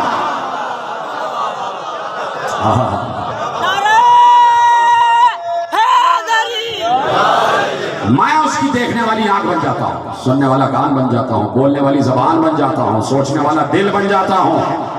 پھر وہ نہیں سوچ رہا ہوتا، میں سوچ رہا ہوتا ہوں. پھر وہ نہیں بول رہا ہوتا، میں بول رہا ہوتا ہوں. پھر وہ نہیں سن رہا ہوتا، میں سن رہا ہوتا ہوں. پھر وہ نہیں دیکھ رہا ہوتا، میں دیکھ رہا ہوتا، میں دیکھ رہا ہوتا. کاظم سے محبت ہے نا اللہ کو. جملہ تو آپ دینے جا رہا ہوں. دیکھیے ہم نے اب تک سنا کہ علی ید اللہ، علی عین اللہ. 5 منٹ دینے مجھے. علی عین اللہ ہے، علی ید اللہ ہے، علی لسان اللہ ہے، علی وجہ اللہ. علی اللہ کی زبان ہے، علی اللہ کا چہرہ ہے، علی اللہ کا ہاتھ ہے، علی اللہ کا کان ہے. ٹھیک ہے؟ تو یہ تو ہو گیا ید اللہ، عین اللہ، حسن اللہ، جنب اللہ، لسان اللہ. یہ ہو گیا. اس حدیث میں اللہ کہہ رہا ہے کہ جب میں کسی سے محبت کرتا ہوں تو میں اس کی آنکھ بن جاتا ہوں. میرا خیال ہے آپ نے جملے غور نہیں کرنا. دوبارہ پڑھتا ہوں. علی ید اللہ ہے، عین اللہ ہے، حسن اللہ ہے، لسان اللہ ہے. ید اللہ کا کیا مطلب ہے؟ اللہ کا ہاتھ. لسان اللہ کا کیا مطلب ہے؟ اللہ کی زبان. وجہ اللہ کا کیا مطلب ہے؟ اللہ کا چہرہ. عین اللہ کا کیا مطلب ہے؟ اللہ کی آنکھ. ٹھیک ہے، اللہ کی آنکھ، اللہ کی آنکھ. سمجھ گئے نا بات؟ اللہ کی آنکھ. یا اللہ کہہ رہا ہے کہ جس سے میں محبت کرتا ہوں. وہاں کیا ہے؟ علی اللہ کی آنکھ. یہاں کہہ رہا ہے جس سے میں محبت کرتا ہوں میں اس کی آنکھ بن جاتا ہوں. سلامت رہے. میں اس کا چہرہ بن جاتا ہوں، میں اس کا ہاتھ بن جاتا ہوں. تو کاظمین الغیظ والی آیت میں اللہ نے کہا ہم محبوں سے محبت رکھتے ہیں، محسنین سے محبت رکھتے ہیں. تو موسی کاظم اپنے دور کا محسن سے، اللہ نے بتایا میں اس دور کے محمد یعنی محسن سے محبت کرتا ہوں. جب میں موسی کاظم سے محبت کرتا ہوں تو میں موسی کاظم کی آنکھ. اس سے بڑا جملہ میں کہہ نہیں سکتا. میں موسی کاظم کی بولنے والی زبان، میں موسی کاظم کی دیکھنے والی آنکھ، میں موسی کاظم کا کام کرنے والا ہاتھ، میں موسی کاظم کا سوچنے والا دل. ید اللہ ہونا الگ ہے، اللہ کا ہاتھ ہونا الگ ہے. اللہ کسی کا ہاتھ بن جائے، اللہ کسی کی آنکھ بن جائے. اب اگر یہاں کوئی بیوقوف بیٹھا ہوا ہے کم یقین کھج یقین اور کہہ رہا ہے کہ کیا غلو کر دیا، کیا غلو کر دیا، تو میں کہتا ہوں میرے سارے جملے ایک طرف رکھ دو. حدیث قدسی کہہ رہی ہے لا یزال عبد یتقرب الی بالنوافل حتی احببته. میرا بندہ جب نوافل کے ذریعے میرے نزدیک آ جاتا ہے تو میں اس سے محبت کرتا ہوں. تو جسے اس میرے پورے تھیسس پر یقین نہیں ہے میں اسے کہتا ہوں تم بندے بن جاؤ، تم اللہ کے قریب چلے جاؤ، اللہ تم سے محبت کرے گا، پھر وہ تمہاری دیکھنے والی آنکھ بن جائے گا، پھر وہ تمہارا سوچنے والا دل بن جائے گا. یہاں تو ایک اوپن آفر ہے، یہاں تو دعوت عام ہے. جو اللہ کے قریب چلا جائے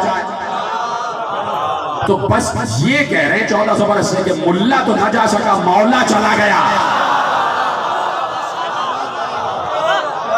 جاؤ اللہ کے قریب جاؤ.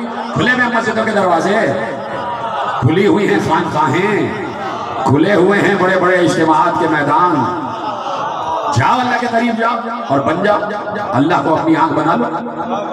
ہم یہاں بیٹھ کے موسی کاظم کا تذکرہ کر رہے ہیں، یہاں بیٹھ کے آل محمد کا تذکرہ کر رہے ہیں. آل محمد کا، محمد کی آل، محمد الرسول اللہ جس کا کلمہ پڑھے بغیر کسی کا ایمان کامل نہیں، اس کی آل کا تذکرہ ہو رہا ہے. اور خوشی یہ ہے کہ ویسے ہی سنی بھی سن رہے ہیں جیسے شیعہ سن رہے ہیں.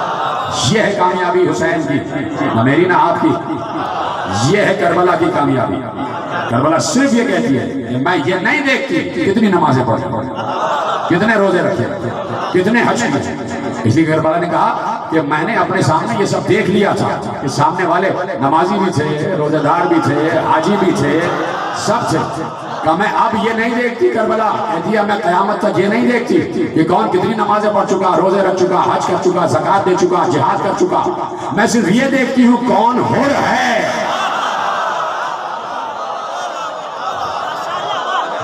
کربلا صرف یہ دیکھتی ہے کون ہو رہے. نہ معلوم کتنے ہو یہاں بیٹھے ہوئے، کتنے ہو یہاں بیٹھے ہوئے. اس لیے کہ یہ مجلس ادائے حسین نہیں ہے، یہ بزم توحید ہے، یہ ذکر توحید کی بزم ہے جو سجی ہوئی ہے اور ہر مسئلہ کا آدمی. اور خدا کا شکر ہے کہ ہزاروں کی تعداد میں انسان بیٹھے ہوئے ہیں، مومنین بیٹھے ہوئے ہیں. ختم ہو گئی بات میرے عزیزو. علی و مرتضیٰ کہ جو جانتا ہے، جسے اللہ نے رسول والا علم عطا کیا، تو صرف یہ بڑا علی ہی نہیں، چھوٹا علی بھی جانتا ہے، چھوٹا علی بھی جانتا ہے. میں نے چھوٹے علی کا نام لیا تو ہلکے سے آپ سے ہائے جملہ پلٹ دیتا ہوں. علی اصغر بھی جانتا ہے، علی اصغر بھی جانتے ہیں کہ کیا ہے اور کیا ہونے والا ہے. اجرکم اللہ، اجرکم اللہ. یہ تو دن ہی ایسی ہیں کہ وقت ادھر ادھر تو ہو ہی جاتا ہے. کربلا کے بعد سے بہت سے لوگوں کے وقت بدلے، جو اچھے سمجھے جاتے تھے وہ قیامت تک قابل لعنت بن گئے. یہ ہے کربلا کا معجزہ. تو ہمیں بھی کبھی وقت کی پرواہ رہی نہیں. کربلا ہے، کربلا. علی اصغر 18 دن کے جب چلے ہیں مدینے سے چلے تو کچھ 18 دن اور میں عرض کر چکا پہلی تقریر میں کہ صغرا کو 18 دن میں علی اصغر سے اتنی محبت ہو گئی جتنی 18 برس میں علی اکبر سے محبت. دونوں بھائی ہیں, بچی کی جان جاتی ہے بھیا علی اصغر پر, اور صبح روز گہوارے کے قریب آ کے بیٹھ جاتی ہے, ایسے ہاتھ کرتی ہے اور بچہ گھمکنے لگتا ہے, اپنی پیٹھ اوپر کرنے لگتا ہے. بچے کا تو یہ انداز ایک دم اوپر پیٹھ کرتا ہے کہ مجھے اٹھاؤ, ہاتھ کو ایسے ایسے پاؤں کو ایسے ایسے مارنے لگتے ہیں. 18 دن کا بچہ دیکھا ہے کہ جب کوئی اس کے سامنے کھڑا ہوتا ہے تو بچہ چاہتا ہے مجھے اٹھاؤ, تو اپنے ہاتھ پاؤں جلدی جلدی مارتا اور پیٹھ کو ایسے ایسے اوپر کرتا, تو فوراً صغرا اٹھا لیتی تھی. جیسے ہی صغرا اٹھاتی کلکاریاں مار کے علی اصغر ہنستے تھے, خوش ہو جاتے تھے کہ بہن کی گود میں آ گیا. بہن سینے سے لگا لیتی, دالان میں ٹہلاتی ہیں, بھیا کو پیار کرتی ہیں, باتیں کرتی ہیں علی اصغر سے. علی اصغر صغرا کی ہر بات پر ہنس دیتے تھے, مسکرا دیتے تھے. گویا علی اصغر کو ہنسنا صغرا نے سکھایا ہے. میں جملہ کہہ بھی گیا, علی اصغر کو مسکرانا صغرا نے سکھایا ہے.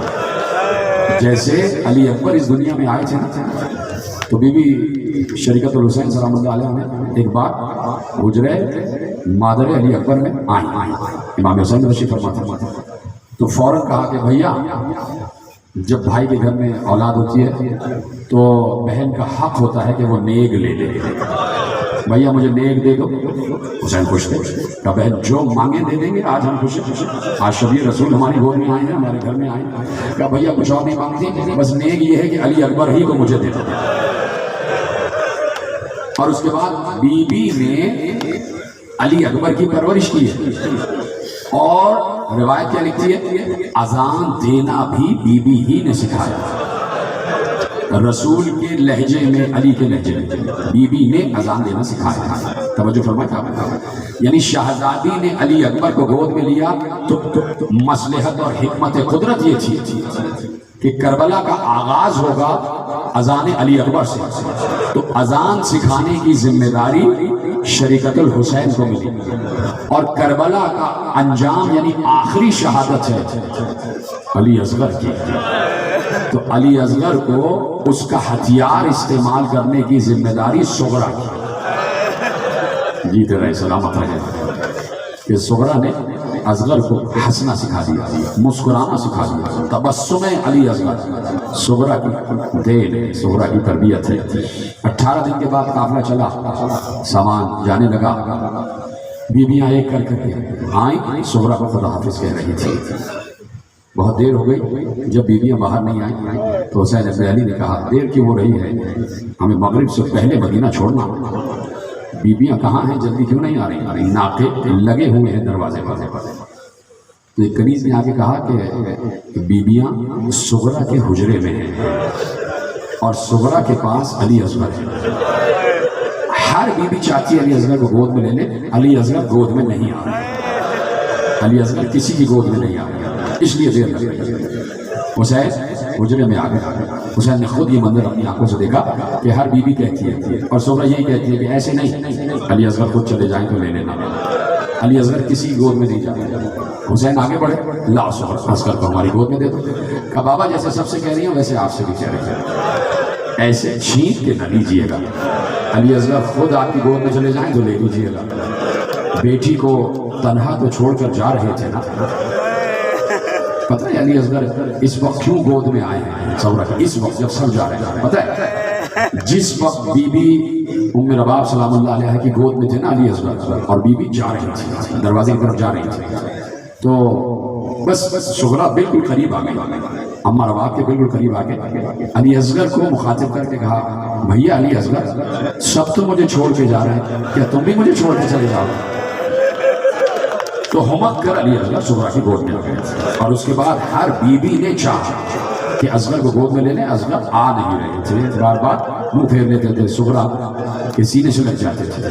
حسین نے کہا لاؤ ہمیں دو, کہ بابا چھین کے نہ لیجیے گا, آپ ہی علی اصغر آ جائیں تو لے لیجیے گا. اب چونکہ بیٹی کو چھوڑ رہے تھے نا, چھوڑ رہے تھے, تو اتنا تو کیا کہ چلو صغرا جو کہہ رہی ہے وہ تو میں کر دوں. آگے بڑھے आओ अली असगर आ जाओ। हाथों को फैलाया, अली असगर ऐसे बाबा को देखते और फिर मुस्कुराकर बहन के सीने से लिपट जाते, फिर ऐसे देखते फिर मुस्कुराकर लिपट जाते। बार बार हुसैन कह रहे थे आजा अली असगर आजा। अली असगर बहन की आगोश नहीं छोड़ रहे थे। एक बार हुज्जत खुदा हुसैन इब्ने अली मुर्तज़ाए वक्त हुसैन इब्ने अली आगे बढ़े।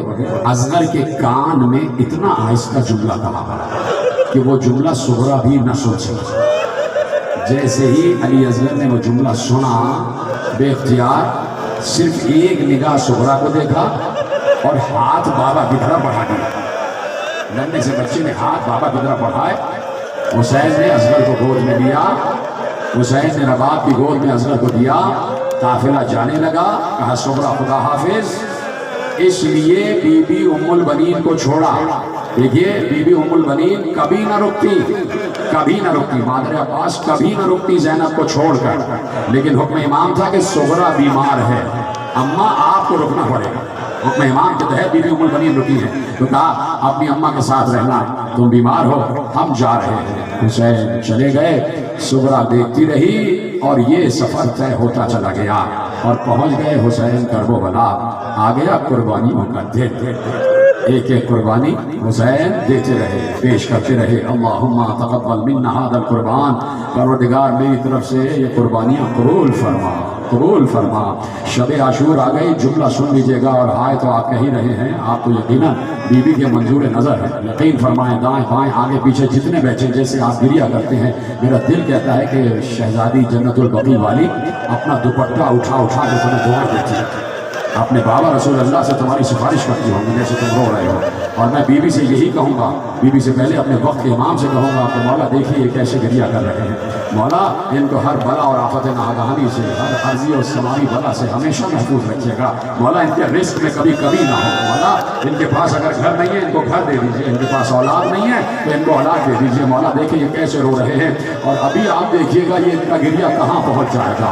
इसलिए कि कुछ भी हो जाए, इंसान कभी अली असगर की शहादत बर्दाश्त नहीं कर सकता।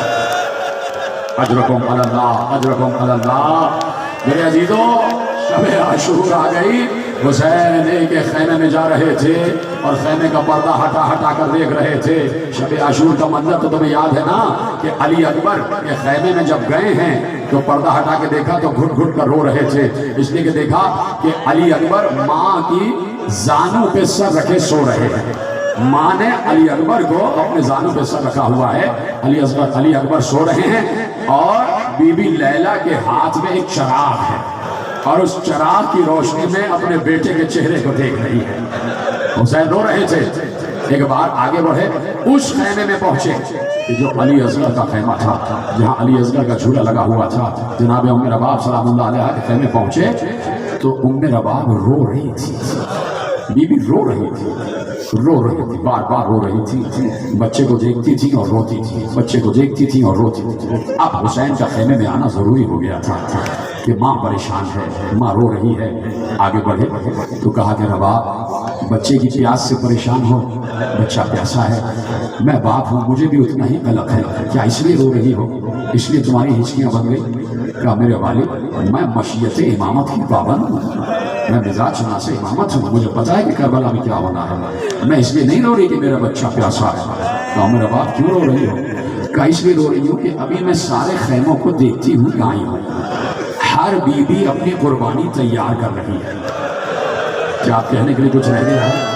हर बीबी अपनी कुर्बानी तैयार कर रही है। हर बीबी अपने बच्चे से कहती है कि मुझे फातिमा ज़हरा के सामने सुरखरू कर देना, मुझे रसूल के सामने सुरखरू कर देना। बीबी ज़ैनब ने उम्मे मोहम्मद को तैयार किया हुआ है, बीबी उम्मे फरवा ने कासिम को तैयार किया है। हर बीबी अपनी अपनी कुर्बानी को तैयार कर रही है। मैं सोचती हूँ कि मेरे पास कुर्बानी के लिए क्या है। मुझे तो अल्लाह ने 2 बच्चे दिए हैं, एक बेटी है, एक बेटा है। बेटा उस पर अभी जिहाद वाजिब ही नहीं हुआ, 6 महीने का है। बेटी जो इससे बड़ी है वो 4 महीने की है, लेकिन वो बेटी है, लड़की है, वो वैसे भी जिहाद नहीं कर सकती। तो मैं सोचती हूँ सुबह मैं कुर्बानी के लिए क्या पेश करूँ। میں بنت رسول کے سامنے کیا پیش کروں گی، میں فاطمہ زہرا کو کیا پیش کروں گی؟ حسین خاموش ہو گئے، حسین نے کوئی جواب نہ دیا۔ میرا دل کہتا ہے کہ حسین سوچ رہے ہوں گے رباب تیری قربانی تو سب سے بڑی قربانی ہے۔ اجرکم اللہ، یہی آواز کے لیے بلند ہو جائے، رباب تمہاری قربانی تو سب سے بڑی قربانی ہے، اور یہ تمہاری دو قربانیاں ایسی ہیں کہ ایسی قربانی تو عباس کی قربانی بھی نہیں ہے، ایسی قربانی تو علی اکبر کی قربانی بھی نہیں ہے۔ ارے تمہاری دوسری قربانی سکینہ، وہ تو بڑی بڑی بیویوں کے آگے چلے گی، اس کے تو تماچے بھی لگیں گے، اس کے تو گوشوارے بھی چلیں گے، اس کے تو دامن میں آگ بھی لگے گی۔ رباب تمہاری قربانیاں سب سے بڑی قربانیاں، کیا گریہ کر رہے ہو؟ تمہاری آوازیں بلند ہو جائیں۔ چلے گئے حسین، چلے گئے حسین۔ میں نے اس لیے کہا نا، یہ علی اصغر بھی جانتا ہے کہ کیا ہونے والا ہے۔ یہاں کا تو بچہ علم غیب کی نگاہ سے دیکھ رہا ہوتا ہے۔ ادھر حسین چلے، رخصت آخر کے بعد سب کو سلام کیا، پڑھوں گا روز عاشور، آج کی حد تک اتنا سنا، سب کو سلام کیا۔ ایک بار چلے، گھوڑے پہ بیٹھے، مسلمانوں حسین کو سلام کرو کہ اس لمحے میں بھی کہ جب علی اکبر کا لاشا بھی اٹھا کے لے آئے، اس لمحے بھی جب آئے ہیں میدان جنگ میں، تو پوری امت سے کہا ابھی بھی اگر توبہ کر لو گے، ابھی بھی اگر میرے قتل سے باز آ جاؤ گے تو میں تمہاری سفارش اور شفاعت کا ذمہ لیتا ہوں۔ لیکن اس وقت تمام اشقیاء، اور میں نے یہی کہا کہ بس اس کے بعد کربلا پہ توبہ کا دروازہ بند ہو گیا تھا، یزیدی فوج میں توبہ کا دروازہ بند ہو چکا تھا، پھر ان کی توبہ قبول نہیں، اس لیے کہ حسین بار بار کہہ رہے تھے توبہ کرو، توبہ کرو، توبہ کرو، ہر شہادت پر کہتے تھے اب بھی توبہ کر لو، اب بھی توبہ کر لو۔ علی اکبر یعنی شبیہ رسول کی شہادت پر بھی کہا اب بھی توبہ کر لو۔ حسین تو بار بار تمہیں موقع دے رہے تھے، لیکن اسی لیے کہ اب توبہ نہ کی تو توبہ کا دروازہ بند ہو جائے گا۔ پھر بعد کربلا کسی یزیدی فوج کے کسی سپاہی کی توبہ قبول نہیں۔ حسین نے آ کر خطبہ دینا شروع کیا اور آخری جملہ یہ کہا، حل من ناصری ینصر، حل من مغیث یغیثنا، ہے کوئی جو مجھ غریب کی نصرت کرے؟ انہی سے تو کہہ رہے تھے نا آ جاتے حسین کی مدد کے لیے، ہے کوئی جو مجھ بے کس کی نصرت کرے؟ ہے کوئی جو میرے استغاثے پہ لبیک کہے؟ یہ کیسے ہو سکتا ہے کہ حجت زمانہ استغاثہ کرے اور کوئی لبیک نہ کہے؟ جیسے ہی کہا حل من مغیث یغیثنا، ہے کوئی جو میری پکار پر لبیک کہے، ایک بار خیموں سے رونے کا غل برآمد ہوا، بی بی زینب کے رونے کی آواز آئی، حسین نے بہن کے رونے کی آواز کو پہچانا، اشقیاء کو وہیں چھوڑا، گھوڑے کو کعبہ دیا، تیزی سے دوڑتے ہوئے آئے، خیمے میں آ کر گھوڑے سے اتر کر کہا زینب ابھی میں زندہ ہوں، یہ رونے کا غل کیسا ہے؟ کہا بھیا اس لیے کہ تم نے جیسے ہی کہا ہے کوئی میری مدد کرنے والا، علی اصغر نے اپنے کو چولہے سے گرا دیا۔ ماتم کرو، ماتم کرو، تمہاری آوازیں کے لیے بلند ہو جائے۔ علی اصغر نے اپنے کو چولہے سے گرا لیا، اور صرف بھیا یہ نہیں کہ چولہے سے گرا لیا، ارے ہمارا کلیجہ اس لیے پھٹا کہ بچہ گھٹنیوں چل کے خیمے کے دروازے تک جا رہا تھا، میدان کی طرف جا رہا تھا۔ حسین روئے اور کہا سمجھ گئے ہم علی اصغر کا مطلب سمجھ گئے، ہم علی اصغر کا مطلب سمجھ گئے، لاؤ علی اصغر کو ہماری گود میں دے دو۔ حسین نے یہی کہا نا کہ ہم علی اصغر کا مطلب سمجھ گئے، تو بتا دیا کہ علی اصغر نصرت کرنا چاہتے ہیں، علی اصغر مدد کرنا چاہتے ہیں، علی اصغر حملہ کرنا چاہتے ہیں، علی اصغر جنگ کرنا چاہتے ہیں، لاؤ میرا باپ ہماری گود میں دے دو۔ علی اصغر کو حسین نے اپنی آغوش میں لیا، چلے خیمے کے دروازے کی جانب چلے، بیویاں ساتھ ساتھ ہیں، اور خیمے میں قیامت کا غل ہوا، اور بیوی چیخ چیخ کر رو رہی ہے کہ ایک 57 برس کا بوڑھا 3 دن کا بھوکا پیاسا باپ ہے، اور ایک 6 مہینے کا شیر خوار 3 دن کا بھوکا پیاسا بچہ، اور باپ کہہ رہا لاؤ شاید کوئی پانی دے دے، علی اصغر پیاسا ہے، شاید کسی کو اصغر پر رحم آ جائے۔ حسین چلے تو رباب نے دامن پکڑ لیا، رک جائے، کہا کہ تڑپ رہی ہو، اصغر کو نہیں بھیجنا چاہتی، تمہیں ڈر لگ رہا ہے کہ کہیں اصغر شہید نہ ہو جائے؟ کہ نہیں والی ایسی بات نہیں، آپ رکیے، علی اصغر کو دیجیے میری گود۔ علی اصغر کو گود میں لیا، خیمے کے اندر گئی، حجرے میں گئی، اب جو واپس سنائی تو حسین نے دیکھا ننھا سا امامہ باندھا، علی اصغر کے چھوٹا سا پٹکا باندھ دیا، بچے دیکھے نا تم نے کبھی 6 مہینے کے بچے, ذرا تصور کرو. اور آپ حضرات بھی ذرا گردن جھکا لی کہ فضائل بھی پڑھو, مسائل پڑھو. آپ کسی بھی مسلک سے ہوں, آپ انسان ہیں, ذرا رونے والی شکل بھی بنائیے سارے کتنے آگے بیٹھے ہیں, تاکہ مجھے پتہ چلے کہ سب بچے کے مسائل پر رو رہے ہیں. اب مسائل یقیناً بالکل آخری منزل میں داخل ہو گئے. آپ کی آوازیں دنیا بلند ہو جائے. ننا سا امامہ باندھ دیا ماں نے, چھوٹا سا پٹکا ایسے کر کے باندھ دیا, اور پھر اوپر ایک سفید اجلی چادر ہوتا ہے. قوالی اس لیے کہ کہیں بچے کو دھوپ نہ لگ جائے. باہر بڑی گرمی ہے, سورج آگ برسا رہا ہے, کہیں میرا پھول مرجھا نہ جائے, کہیں پھول مرجھا نہ جائے. حسین رباب کا خیال کر رہے تھے, اور رباب حسین کا خیال کر رہے تھے. حسین نے رباب کو نہیں بتایا کہ علی اصغر کے ساتھ کیا ہونے والا ہے, اور رباب نے یہ نہیں بتایا کہ مجھے پتا ہے کہ علی اصغر کے ساتھ کیا ہونے والا ہے. تو رباب نے امامہ, پٹکا اور چادر پہنائی ہی اس لیے تھی کہ پٹکا اس لیے پہنایا کہ میں نے اسے سپاہی بنا دیا, اور سفید چادر رباب نے اس لیے اڑائی کہ کسی کو کفن نہیں ملا, شاید یہی چادر میرے بچے کا کفن بن جائے. لے جائیے میرے والد. حسین چلے, علی اصغر کو گود میں لے کے چلے. بس مسلمانوں جہاں جہاں میری آواز پہنچ رہی ہے, جو دیکھ رہا ہے, بس یہی وہ موقع ہے کہ جو کربلا کو فتح یاب کرتا ہے, جو آج تک کسی انسان سے برداشت نہ ہو سکا, چاہے وہ کسی بھی مذہب و مسلک سے تعلق رکھتا ہو.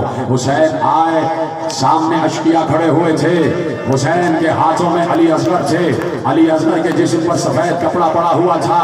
فوج اشقیاء کے سپاہیوں کو جب مختار گرفتار کر کے لائے تو ایک ایک سپاہی سے پوچھا تھا. جب علی اصغر کے شہادت کی باری آ گئی تو سب سے پوچھا کیا کیا کیا. کہا جب علی اصغر کو گود میں حسین لے کے آئے تو ہم سمجھے کہ حسین قرآن لے کر آ رہے ہیں, قرآن لے کر آ رہے ہیں, اور اسی قرآن کو بیچ میں رکھ کر ہم سے پناہ طلب کریں گے. میں کہوں گا وہ قرآن ہی تو تھا, وہ قرآن ہی تو تھا. ایک بار حسین آگے بڑھے, علی اصغر کے چہرے سے چادر ہٹائی, کہا یہ میرا 6 مہینے کا بچہ ہے, اس کی ماں بھی پیاسی ہے, یہ بھی پیاسا ہے, اس کو نہ دودھ ملا ہے نہ پانی ملا ہے. ارے چند قطرے دے دو گے تو کیا پانی میں کمی آ جائے گی. بہت دیر ہو گئی, جب وہاں سے کوئی جواب نہ آیا تو سنو گے حسین نے کیا کیا. ابھی تم سے اور مجھ سے یہ گرمی برداشت نہیں ہو رہی کہ شامیانے کے نیچے بیٹھے ہوئے ہو, قسم کھاؤ برداشت نہیں ہو رہی, تم پنکھے جل رہے ہو. خدا کی قسم اس وقت کربلا میں 64 ڈگری تھا ٹمپریچر, درجہ حرارت 64 سے اوپر تھا, اور بچے پر صرف ایک چادر پڑی ہوئی تھی, اور حسین نے وہ چادر بھی ہٹا دی تھی.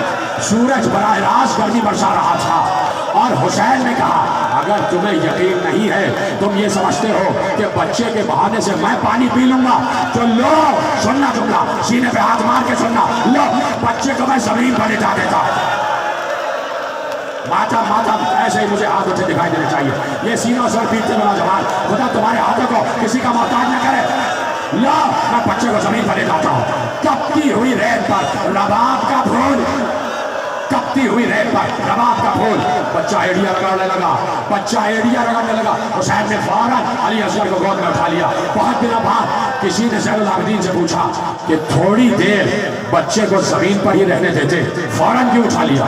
روتے ہوئے کہا حسین جانتے تھے اصغر فخر اسماعیل ہے, کہیں ایسا نہ ہو ایڑیا رگڑے تو زمزم نکل آئے اور امتحان یہی رک جائے. حسین نے اٹھا لیا. اٹھائے تو ایک بار اب ایسا علی اصغر ہے, علی اصغر کو ایسے اٹھائے, اور علی اصغر کا منہ فوج اشقیاء کی طرف کیا, اور ایک بار بچے کو دیکھ کر کہا اصغر تم حجت خدا کے پوتے ہو, تم حجت خدا کے بیٹے ہو, تم خود ان کو بتاؤ کہ تم کتنے پیاسے, تم خود ان کو بتاؤ کتنے پیاسے, تم حجت کو تمام کرو.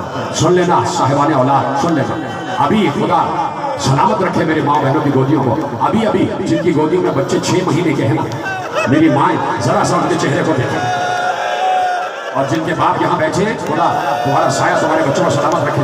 اپنے بچے کی چہرے کے تصور کرو, اس کے قد کا تصور کرو, اس کے ننھے ننھے ہاتھ پاؤں کا تصور کرو.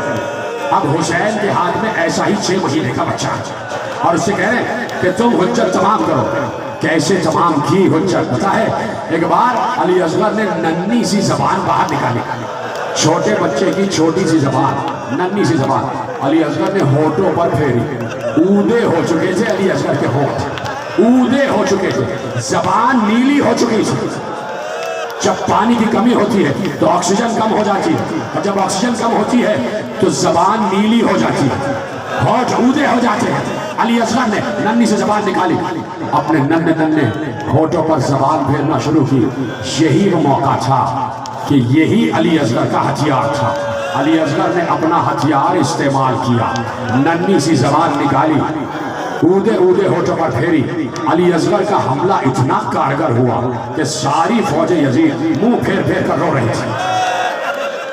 अली असगर वाहिद सिपाही है कि जिसने दुश्मनों को रुला रुला के मारा, रुला रुला दिया। फौज अशरिया मुंह फेर फेर कर रो रही थी। यही वो मौका था कि इनकलाब आ जाता, यही वो मौका था कि लश्कर मुनकलिब हो जाता। फिर एक होर नहीं, कितने ही होर आ जाते। सुबह आशूरा होर का जाना हमारे साथ देख चुका था। वो समझा कि कहीं ऐसा ना हो जंग का नक्शा पलट जाए। इससे पहले कि जंग का नक्शा पलटता, उसने कहा ये हुरमुला बिन काहिल कहाँ पर है? अब क्या सुनने के लिए कुछ रह गया है? नाम मैंने मलऊन का ले लिया तो अब तो तुम्हें पता है ना कि क्या होने जा रहा है। तो अब अपनी आवाज़ें गिरिया बुलंद करो। कहा हुरमुला कहाँ है, हुरमुला कहाँ है? हुरमुला को बुलाया गया। कहा देखता नहीं फौज मुनकलिब हो रही है। इक़्ता कलाम अल हुसैन, हुसैन के कलाम को कता कर दे, हुसैन के कलाम को कता कर दे। खत्म हो गई गुफ्तगू। वो हुरमुला जिसका तीर कभी खता नहीं गया, कभी खता नहीं गया, कभी खता नहीं गया। एक बार उसने कमान उठाई, तरकश सामने रखा, उसमें एक भाल का तीर भी था, दो भाल का तीर भी था, तीन भाल का तीर भी था। सुनोगे ना? आवाजें गिरिया बुलंद करके सुनना। एक जुमला पढ़ने जा रहा हूं। उसने एक भाल का तीर निकाला, हटा दिया। दूसरे भाल का तीर निकाला, दो भाल का तीर निकाला, हटा दिया। तीन भाल का तीर निकाला, वो रखा। ये एक भाल का और दो भाल का इसलिए हटाया, इसलिए हटाया पता है? एक भाल का तीर वो है कि जब किसी इंसान के सर को शिकाफ्ता करना होता है तो एक भाल का तीर, जब किसी घोड़े की गर्दन में सुराख करना होता है तो दो भाल का तीर, जब किसी मजबूत दीवार में सुराख करना होता है तो तीन भाल का तीर। क्या आप भी सुनने के लिए रह गया? उसने एक भाल का तीर हटाया, दो भाल का तीर हटाया, तीन भाल का तीर निकाला, तीर को चिल्ले से जोड़ा, निशाना लगाया, तीर हाथ से गिर गया। फिर तीर उठाया, फिर निशाना लगाया, फिर तीर हाथ से गिरा, फिर उठाया, फिर तीर हाथ से गिरा। हमारे साथ गुस्से के आलम में आगे बढ़ा। तू तो बड़ा बहादुर बनता है, तू तो बड़ा शजा बनता है। ये क्या हो गया? बार बार तीर तेरे हाथ से क्यों गिर रहा है? तेरा निशाना क्यों इधर उधर हो रहा है? तो मैं क्या करूं? जब तीर मिलाता हूं, बच्चे का निशाना लेता हूं, तो पुष्ट पर एक खैमा दिखाई देता है, खैमे का पर्दा हटता है, वहां कोई बीवी दिखाई दे रही है, मालूम होता है इस बच्चे की मां है। मेरी तवज्जो इधर उधर हो रही है। उसने कहा अपना जाविया बदल ले।